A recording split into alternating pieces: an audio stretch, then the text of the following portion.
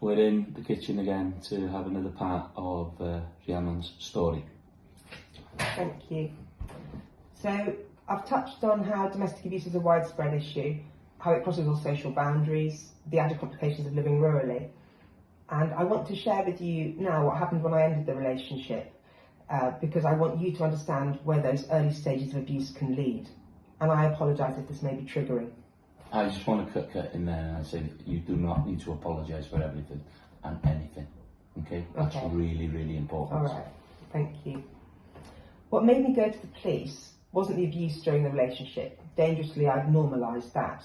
I got used to his explosive mood swings, the violence, the web of lies he wove with everyone. No, what made me go to the police in the end was stalking. Before it happened to me, I had an idea about stalking, probably learnt from films or the press. Generally, it happened to famous people. Maybe they'd been watched from a shadowy distance. Maybe they'd received posts from their stalker.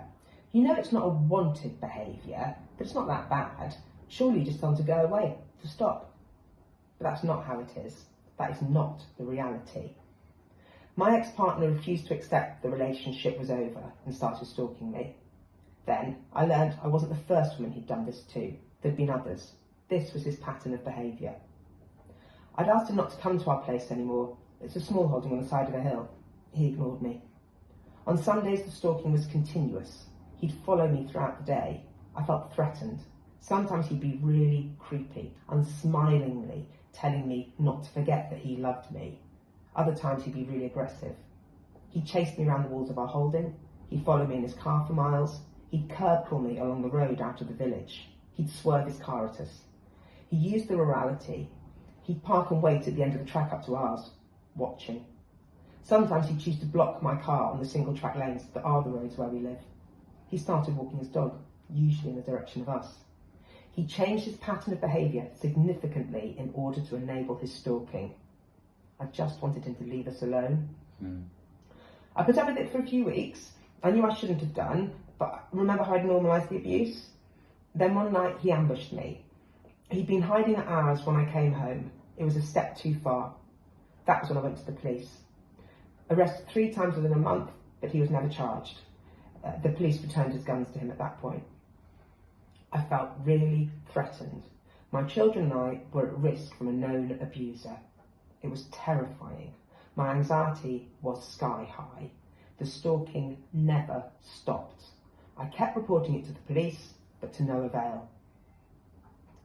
Matters came to a head when I returned home late one August evening and he ambushed me again. This time he was armed. He jumped out in full camouflage clothing, black shooting gloves, holding a shotgun, the barrel an inch or so from my chest, his finger on the trigger. He was furious. He held me hostage against my will for 8 hours. I couldn't escape. He's bigger than me, stronger than me, and he was armed. During that time, he repeatedly threatened to kill me. There were a number of times when I thought I wouldn't see my children again. He knew what he was doing. He kept blaming me for his situation.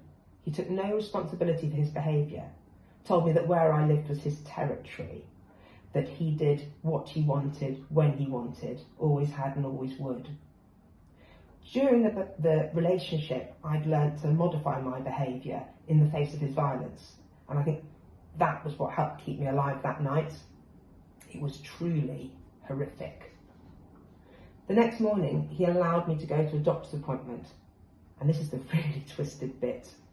That morning, despite the lies, 5 years of abuse, his constant stalking of me, being arrested and then having held me hostage at gunpoint, threatening to kill me, in his mind, the following morning, we were back together. In shock, I told the doctor what had happened. The surgery was locked down, police again called, and this time an arrest. Opposite the surgery, he'd already followed me down there.